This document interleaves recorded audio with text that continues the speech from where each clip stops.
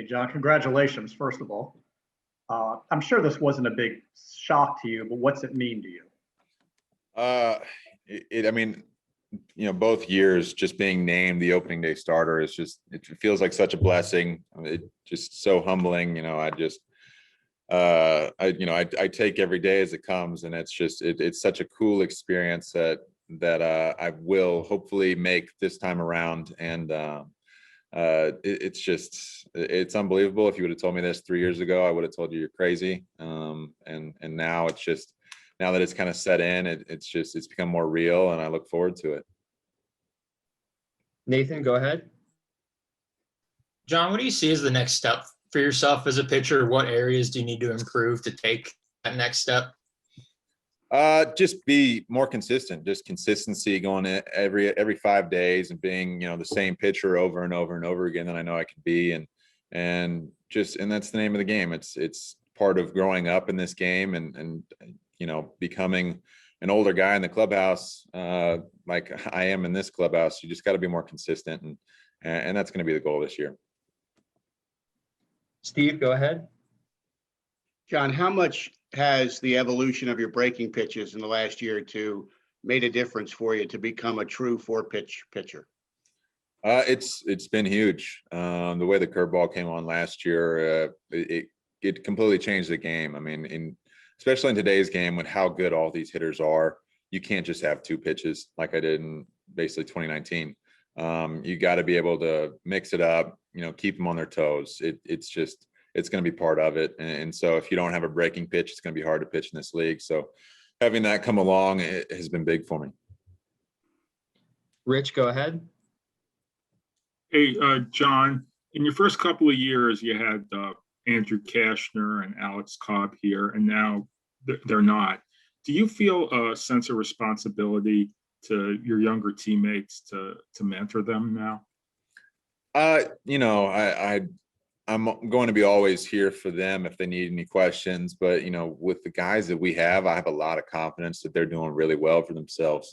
There's definitely going to be some times that I'm going to have to step in and kind of guide them through the struggles, because I've seen a lot in these last couple of years. I've been through a lot and had the highest of highs and the lowest of lows. So I think that offers a lot to these young kids, and I look forward to doing it. Nathan, go ahead. John, Brandon mentioned the other day that an area he thinks you can grow is putting guys away with 2 strikes. How is that something you go about improving, and what do you think it is about your pitches that have made that a challenge over the last couple of years? There's a lot of foul balls. I feel like you have a lot of foul balls, and it's just, honestly, it comes down to execution. I'm good at getting to 2 strikes, but it's just putting guys away. And it's something that I thought, the last couple games of the year, I felt like I was doing well, and it was really just trying to, stay attacking. But, it's just it's that put away pitch, that last pitch that you need, that swing and miss that I got to take care of, and just limit the foul balls. And it's just, I think most of the year last year, I was leaving a lot of balls over the middle of the plate, and that was part of the reason. And so just with 2 strikes, not being, not going, right down the middle, but, working the edges and just executing.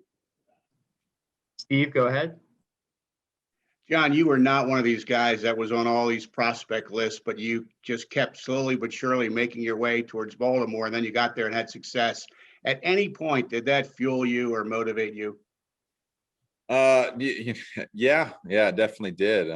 But it was also kind of nice too, to be honest. You're not, the face, you're not, getting interviewed from low A all the way to the big leagues like some of these, high prospects do. So I was able to kind of stay in the shadows a little bit and develop and really, focus on myself and not have to worry about the outside noise. But I think that really prepared me for this time and for now that I am in the spotlight to be able to handle it.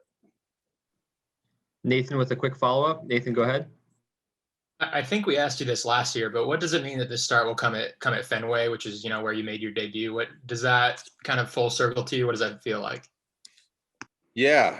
Fenway will always kind of hold a special place in my heart. Because that was the Fenway, that was my debut, And it was, you know, such a cool experience then, even though I didn't do well, but you know, it's just so cool. And yeah, you know, I love pitching there every time we go. I really do. It's just, you know, the park, the field, the atmosphere. I know we won't have quite the atmosphere that we're used to, but you know, it's still going to be a really cool experience.